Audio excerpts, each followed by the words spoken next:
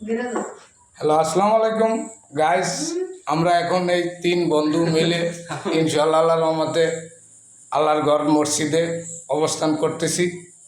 আশা করি যত ঘুষখোর সুদখোর যারা আছে, মিথ্যা কথা জীবনভর বলছেন এবং সত্য বলতে পারেন না, বলার চেষ্টা করার পরও বলতে পারেন না, তাদের জন্য আমার এই ভিডিওটা। যারা সুদ খান ঘুষ খান তারা আজকের জন্য মসজিদে না যায় বাসাত বয়ে বয়ে আল্লাহর কাছে ইবাদত করবেন আর কাইন্দা কাইটা নসিহত করবেন যেন আল্লাহ আমারে তুমি স্বয়ং দিলটা লইয়া যেন তোমার কাছে আমি চলে যাইতে পারি।